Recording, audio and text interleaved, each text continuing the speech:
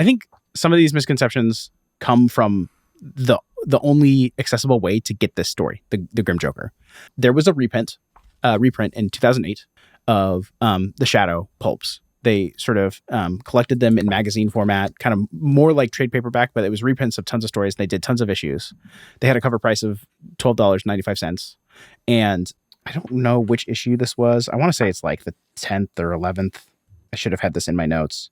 Shadow Volume 9 in 2007, copyright 2007, although I think it actually came out in 2008. And this issue of the Shadow reprint volumes, they decided to do a sort of like Batman inspiration issue.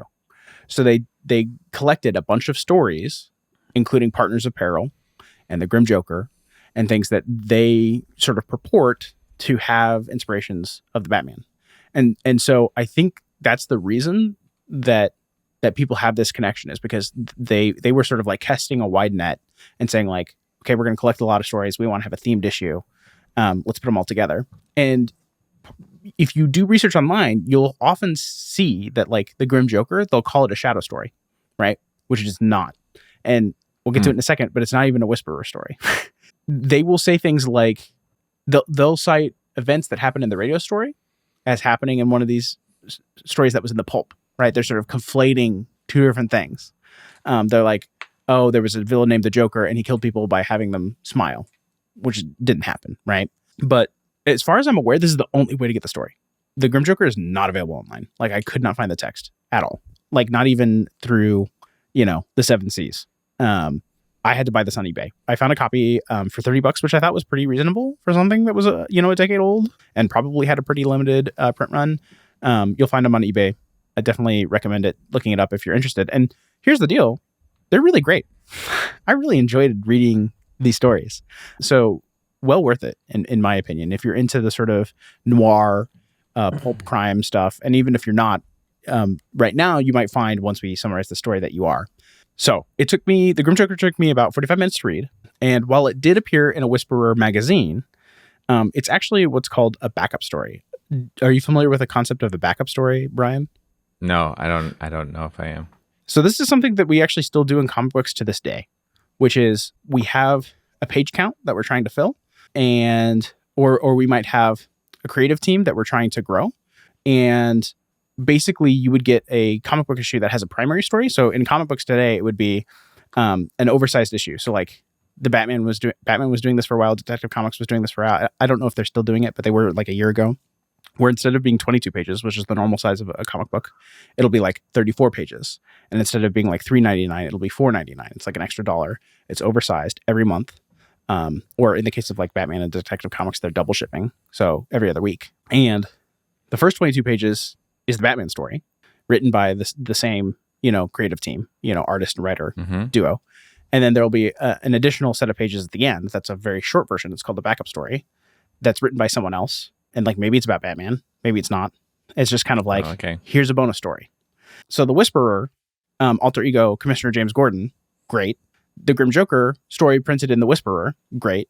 The Grim Joker, not a story about the Whisperer.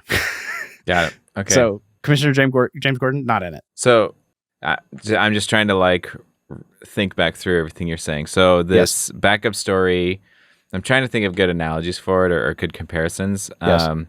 It would be kind of like how podcasts have introducing other podcasts as like an episode, except it tacked to the end of a main episode, something like that. It's kind of like a Pixar short in front of a Pixar movie. Okay, Pixar short. That's a better example. It's like a little 10-minute thing versus like the hour and a half, right? Basically unrelated, comes from the same publisher, right? Maybe it has a team where they're trying to grow the talent. Like it's a bunch of green new writers and artists that are at the company, right? They're doing something smaller. They're doing something lower risk. They're filling pages, right? But not necessarily teasing another story or another show. No. Got it. Right. Okay.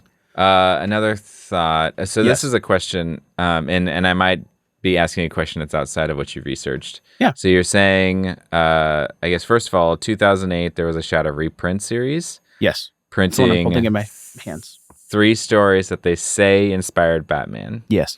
So, what do you think happened there? Do you think that this is just clickbait, where they're just trying to get sales on the Shadow by saying like these are the stories that inspired Batman? No.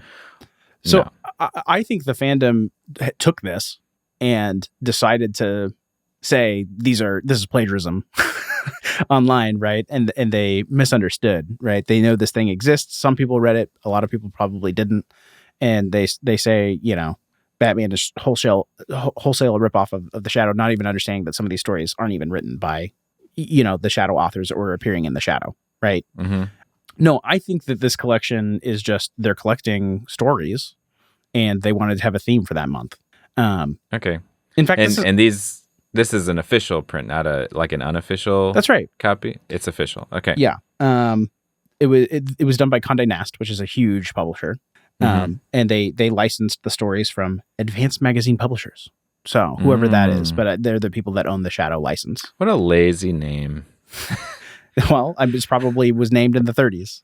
Yeah, it probably was back when everything was just named exactly what it was, like fly swatter. In fact, that's a good segue. I had this in a different part of the show notes, but let's do it now. Okay. The foreword to this reprint collection was written by Jerry Robinson. No way. Yeah. That's really interesting. Yeah. And this is so connecting for the audience. So Jerry Robinson was one of the authors for Batman in the early issues. Yeah, he's the one that we in our episode basically gave credit for creating the Joker, right? He was the one that had the Joker card drawing, right? He's the one who seemed to be the most reliable storyteller on where the Joker came from. Yes. He drew the card, and then Bob Kane was trying to steal that from him, right? Yes. Okay. And so then that's really interesting that they're having him do the foreword on this thing because it gives it credibility. Yeah. Well, the thing is that they're not saying this is plagiarism. They're saying this is some stories that could be inspirations, right? Mm-hmm. Let's read a little bit of what Jerry Robinson says. Okay. Jerry Robinson foreword in the Shadow book. Excerpts from, yes. Yes. Okay. I remember those early days working with Bob and the co-creator writer Bill Finger with a great deal of fondness. Bob was 7 years older than I was.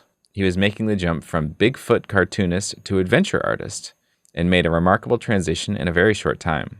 We were all working 16 and 18-hour days on Batman, this is just me, Brian, talking. That's grueling. Yeah. Holy smokes. I can't imagine. Yeah. Brian and I both did the Startup World, which was like a lot of hard work. And I don't know if we were doing 16, 18-hour days. That's not. No, if I did a couple of all-nighters. I did like a handful of really crazy long days like that, but not regularly. No. That's insane. Yeah. The three of us ate, slept, lived, and dreamed Batman. It was all-encompassing. I also believe that they dreamed Batman. I've had dreams about things that I've spent too much time on. Totally. We couldn't go out for lunch or dinner without discussing the characters and future story ideas. I was a newcomer to the big city, and Bill took me under his wing. He was my cultural mentor. Bill didn't have much formal education, but was extremely well-read. He was a student of pulps and radio drama, but his influences also included Dumas, Shakespeare, the Saturday Evening Post, National Geographic, and Popular Mechanics. Our generation didn't grow up with comic book superheroes, so we had to invent the genre as we went along. We were influenced by the mystery men who had dominated the newsstands during our teenage years, pulp adventures like Doc Savage and The Shadow. Batman inherited the Shadow's world of dark alleys, rooftop skylights, secret passages, death traps, and chiaroscuro, as superbly visualized by Tom Lovell and Ed Cartier in the Shadow magazine. It's understandable that Bob and Bill looked forward to The Shadow when called upon to create a new hero after the runaway success of Jerry Siegel and Joe Shuster's Superman. Joe Shuster's Superman. And I apologize to the editor, whoever that is. Many elements of Superman were inspired by Doc Savage, so it's hardly surprising that they looked for inspiration to Doc Savage's sister magazine. The Shadow had revitalized the publishing world in 1931 by reviving the long-dormant single-hero format that mushroomed with the arrival of comic books like Superman, Batman, the Green Hornet, Daredevil, the Black Terror, and Adaman. Walter Gibson's Shadow novels had laid much of the groundwork for comic book superheroes. Bill Finger was a devoted fan of Maxwell Grant, but ironically chose to emulate Theodore Tinsley's Partners of Peril. Yeah. The first... I should interject and do some translation here. Walter Gibson was the original author of the Shadow novels, and Theodore Tinsley is the person who wrote Partners of Peril, kind of took over, but all of them were under a pen name of Maxwell Grant. So the Shadow was always supposedly written by a person named Maxwell Grant, but not always. They rotated through different writers. It's like the Dread Pirate Roberts. Indeed. So Walter Gibson's Shadow novels had laid much of the groundwork for comic book superheroes. Bill Finger was a devoted fan of, quote, Maxwell Grant, unquote, but ironically chose to emulate Theodore Tinsley's Partners of Peril, the first Shadow novel not written by Gibson.